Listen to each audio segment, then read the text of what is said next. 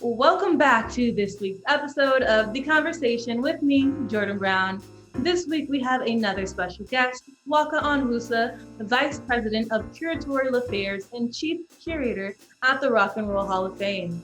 Prior to the Rock Hall, she specialized in exhibition development, research, and artifacts collecting, developing more than 20 unique and memorable exhibits at the Grammy Museum at LA Live, including Hip Hop, A Cultural Odyssey, All Eyes on Me, The Writings of Tupac Shakur, Ringo, Peace and Love, and Bruce Talamon, Soul, R&B, and Funk Photographs from 1972 to 1982, A Love Letter to the Music. Nwaka has also curated satellite and traveling exhibits experienced by audiences across the US and the UK. Prior to becoming a curator, Nwaka worked in educational programs committed to inspiring students to explore the arts and museum studies. And now we will get into this conversation. I am so excited to have our guest today. Yay, exciting, Jordan. You look great. Thank you. I love this hair. How long have you had the pink? Oh, it's probably been like a week and a half maybe. And I love it. Isn't it? I love being short because I just cut my hair super basically bald. And so now it's growing back black. So I will be coloring it again. Like every 2 weeks, I'm a new shade. Yeah, probably go back to blonde. You know what? At this length, I may just bleach it and then tone it like snow cap or something. Yeah, and be icy. The last time I went to the barber, I was like, ooh, am I gonna get it that short? But I was like, no, leave a little bit of curls. I want something. Leave a little bit. You'll get there. You know. I'm going shorter each and every time. My mom is like, oh my God, your hair is so short. I'm like, yeah, I love it. But it looks so good. I mean, you can see, and that's what everyone says about me with you can see all of your features. You are not, there's no hiding. And it's more than just even and we've talked about this a number of times, but it's more than just the physical. It's like the mental behind all of this and really being exposed and just exposing your true self. I love, so confident and just, oh, I'm here. Let me put on my green. Yes. Yeah. Hair. Yes. God, so great. Yep. I love it. I love it on you. Thank you so much for doing this interview. I am excited of course. to talk to you. It has been a minute. Yes, it has. It's been a while. How are you doing? How are things at the museum? I don't even want to start there. But good, crazy, wild, adjusting. I mean, on some real, just adjusting. It's a huge one. I mean, the jump from not that I wasn't busy before, but this is a whole other realm of crazy and a whole other realm of leadership, which I'm really excited to finally be in. You know, it's like, this is a part of my, my master's program where I was studying the functions of what a vice president would do or what a president would do. So now being in the room and having a really open view and really having a seat at the table, finally, #Solange. Yes, but really having that seat at the table it's eye-opening and it's really just a great experience. So I'm just downloading all that I can, all of the learning, because it's different. Okay, so that is beautiful. Let's take it back for our viewers. Yes. What made you want to get started in doing this curatorial work? How did Nwaka Onwusa? Right. Well, it didn't start out that way. My major, shout out to UC Riverside. My initial major was philosophy, law, and society. I definitely thought, and I still feel in my soul, my deepest of soul, that maybe I'll be counselor Esquire Onwusa one day. I don't know. We'll see.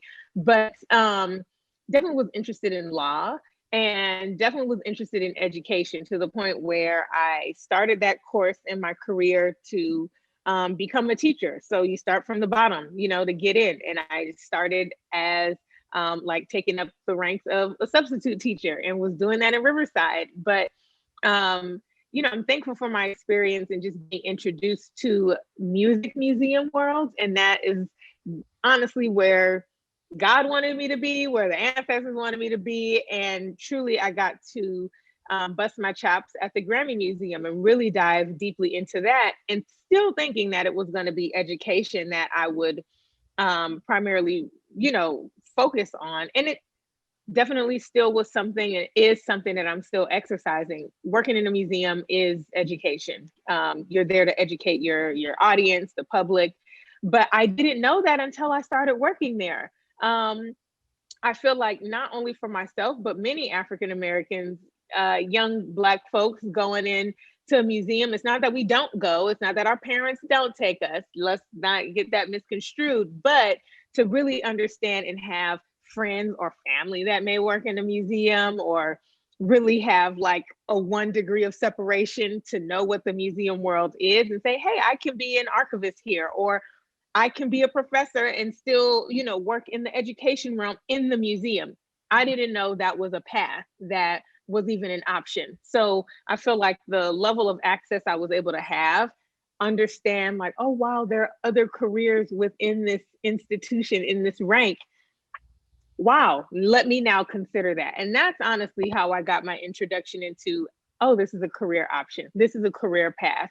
And at that point, just discovering my gifts and talents, being at a museum that was like a startup company, but really able at a grassroots level, able to just truly dig in.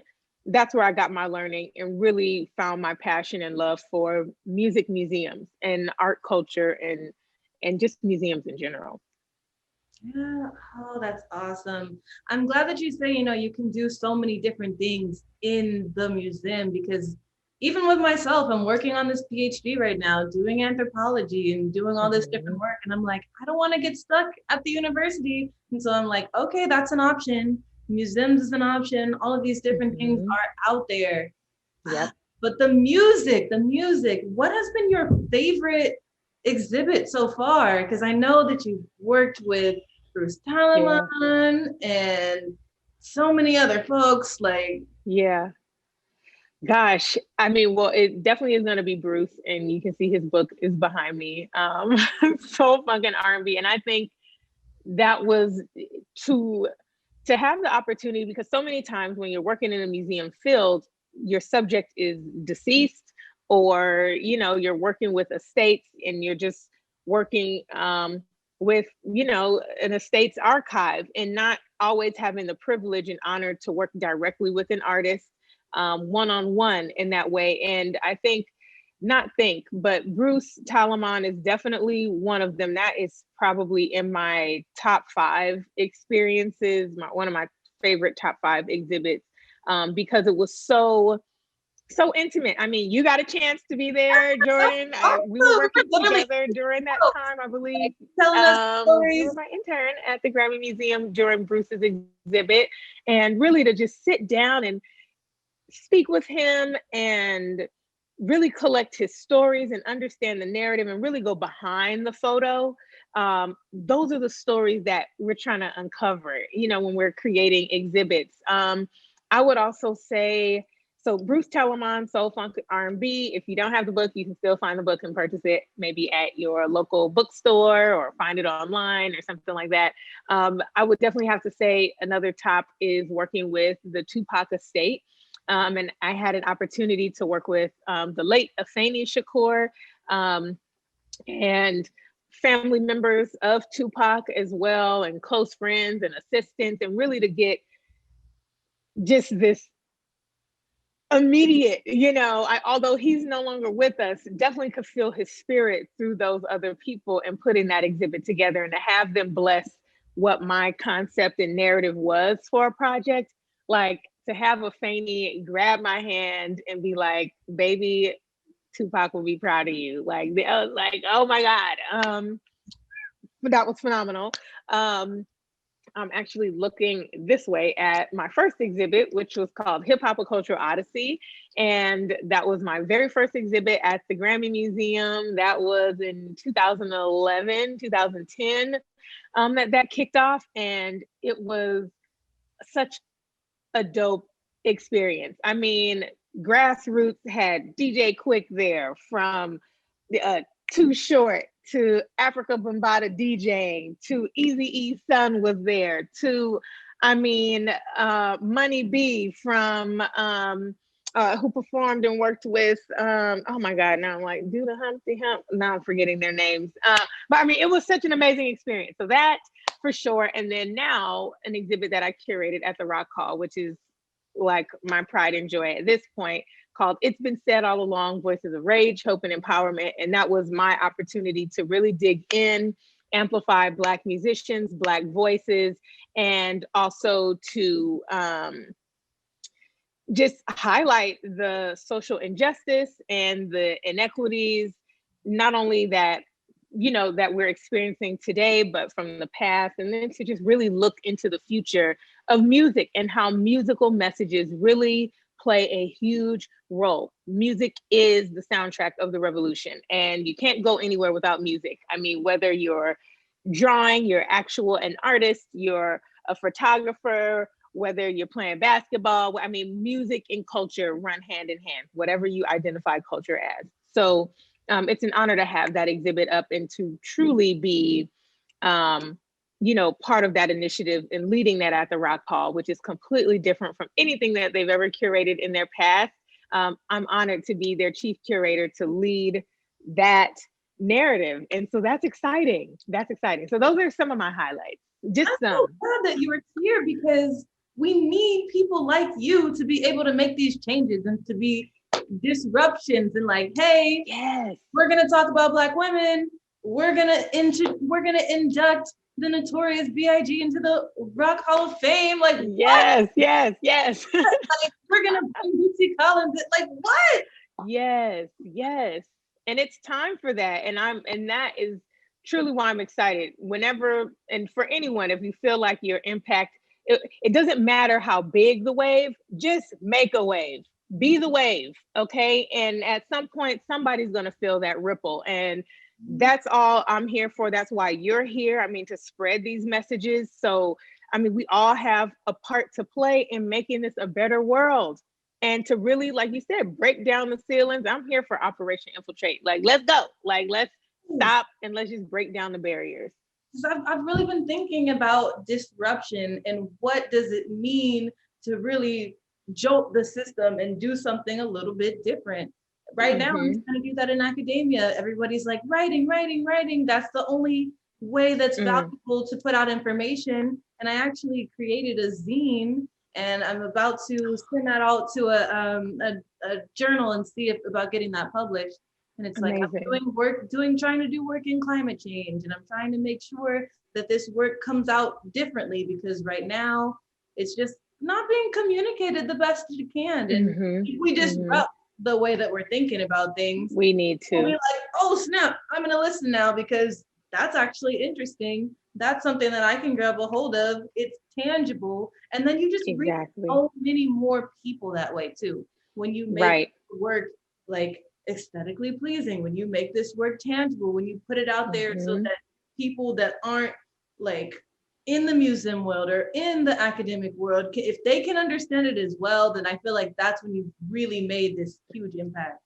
Exactly. And that's the exact disruption that needs to happen. And I think, you know, obviously there are devastating negatives to the pandemic and COVID, but I think even just the format and the platform that we're using now to still be able to connect, that has disrupted our culture. That working from home, which I'm so happy for. I mean, working from home has changed our landscape and how we communicate, and showing that we can still be productive and still create, to your point, like you just said, so much more beyond just writing a paper. I mean, you can reach so many more people by having video, audio, you know, publications going out to millions of people. The sky is the limit when you're, you know, doing things in a digital way. So that, I love that.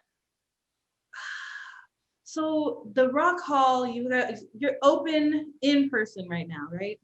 Yes, we are. What is that like? Yes. Having people, are people visiting the museum? Like, Is there like, what is it like right now?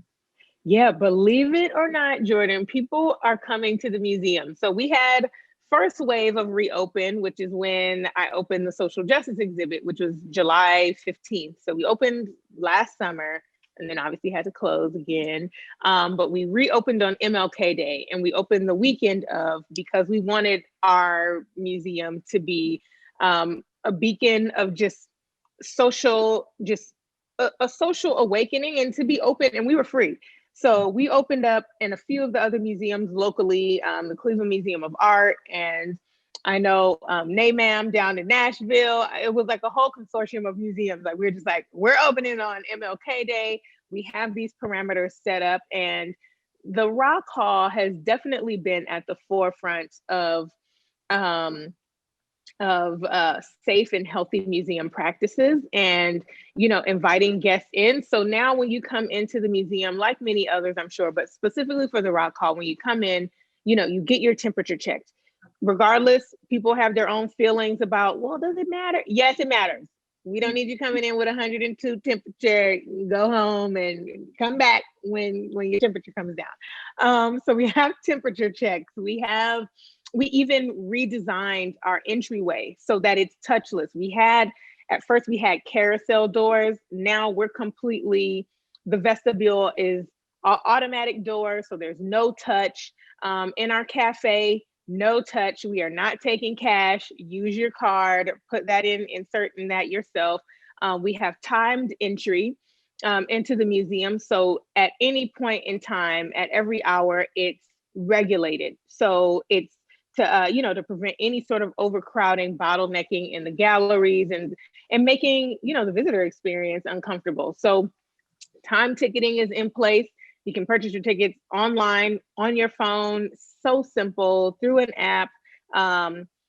There's hand Purell stations throughout the museum, so you can purify. We've turned off certain interactives that were touch screen to prevent that. There are just so many. We've closed down our theaters to, just prevent overcrowding in that regard. So we've really thought about everything. Unilateral, unidirectional flow through the museum so that we're not having this cross intersection of visitors walking back and forth. So it's really been a thoughtful process. And we took about 3 to 4 months to really perfect that and lock it down. And I think our team has been so vigilant with, and of course you're wearing your mask, so everyone is masked up in the museum. So it's been great. Honestly, it's been great. And people have been coming, which is really awesome. Wow, there's so much intention behind that. I love that, because yes, people are going out and they are catching this virus and just putting themselves at risk for all these things. But it seems like the team really gotten it together and like, no, if we're gonna do this, we're gonna really be safe as possible. That's a good thing. Like, yes, we've been online in the home since the week we found out about COVID, and I don't think we're gonna head back to school in person like the fall if we don't figure it out. So I'm teaching fully online right now, and oh my gosh, class is fully online, and it's something else doing research online.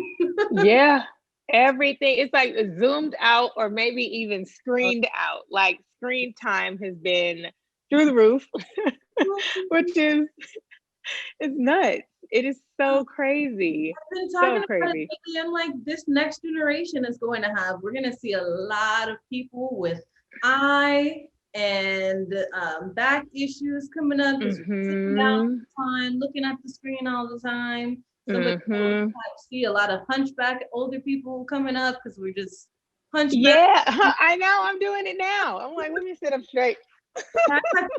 I went out and bought this ergonomic chair, so I sit up and there's no back on the chair, and nice. like little rocking chair when I'm doing my work, because I'm on the computer almost all day. Yeah, we have to. That's the new reality. That's the other downside, but it definitely has cut down on our real human interaction, but at least we still get to interact. So that I'll take it. We're not completely cut off. We do have all this access to technology. we're not even in the same state right now. And look at us having a conversation here. Making it work. Right. I miss you. Oh my gosh, I'm so glad that we're able to have this conversation. Yes. Can you talk Likewise. about the process of choosing these inductees for the Rock Hall of Fame? I'm so interested in all these new people that have been put in place. Yes, I'm excited for the new ballot that will be coming out for this year. And I'm still getting, educated on what that process is, but it is similar to the Grammy process or any of the, these top tier awards acknowledging these icons. I mean, to be inducted, which is another just a premier honor, you have to have 25 years, number one, in the game of having just a successful and thriving musical career, whether that's beyond your lifespan, so obviously we've had inductees who have been deceased, i.e. like Mark Bolan, Whitney Houston, Biggie, but your body of work has been over 25 years and has made a cultural and musical impact. So that's number one, how the judging happens. Over the course of, the Rock Hall's 30 years, there is an intimate committee that sits down all day to go over, potential candidates. I'm not really sure. I wish I could be a fly in the room, but I'm assuming people bring their suggestions in.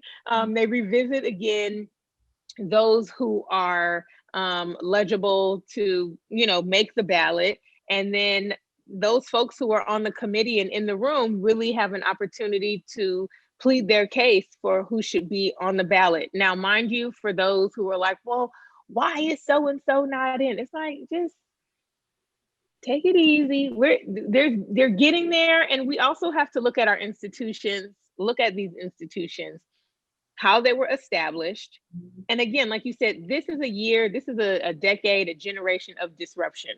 So I only look forward to more disruption happening, to more inductees who deserve to be in there and who deserve to be honored and celebrated to get in. The times are changing, as Bob Dylan said. So I feel, that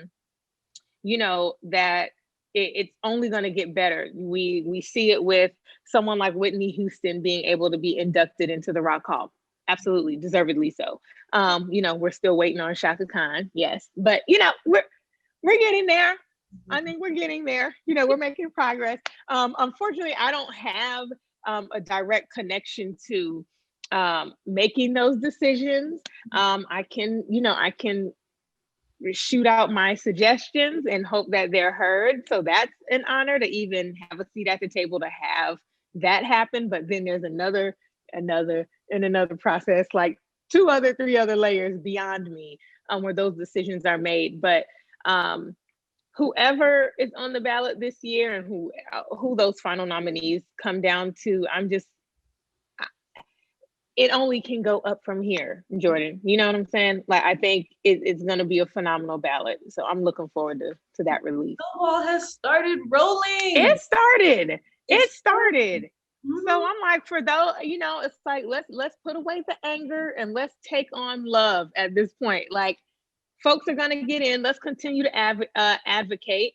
And, Sweet Honey in the Rock, their song, we who believe in freedom cannot rest. So don't rest and don't get weary. Don't get angry and don't be pissed off. Like, let's just continue to fight harder. And that's what I also love about not only being the curator, but the chief curator, where we have an opportunity to tell stories of those who aren't even inducted or even at eligible year. I have lyrics from Miles Mosley, who's an amazing rock and roll bassist, to D Smoke, who's Cali, LA native. His lyrics live in the Rock and Roll Hall of Fame now because of this social justice exhibit. I'm like, it doesn't matter if you're it doesn't matter if you're inducted. Rick James is not inducted, but we have artifacts from him. He is now on display in the Rock Hall. Like, visibility matters. So that's what my goal is as curator, is to really see where those holes are. And although they're not inducted, we still deserve to talk about the wave that they've made, the ripple that they've made, and the impact. So hence, you'll have something from Rick James to see in the Rock and Roll Hall of Fame. So yeah, that. All right, so just to wrap things up, I would love to know, who are you listening to right now? Oh, Flo Milli shit. I've been listening. Truly Flo Milli shit. She's amazing. She's very empowering, and I love her as a lyricist. So thanks, KP. You know who you are. I'm gonna shout her out if she put me on. To Flo Milli. I've also been listening to these brothers who are absolutely amazing. Wait, let me get their names really quick. I've been listening to Jake and Papa. Okay. I mean, just for some good R&B feels, been listening to Yeba or Yeba, however you want to say her name. She's a badass. Of course, always Kalila, however you want to say her name. Constant rotation for me. I mean, mainly for sure. I mean, it's been Flo Milli right now. Like, she's just been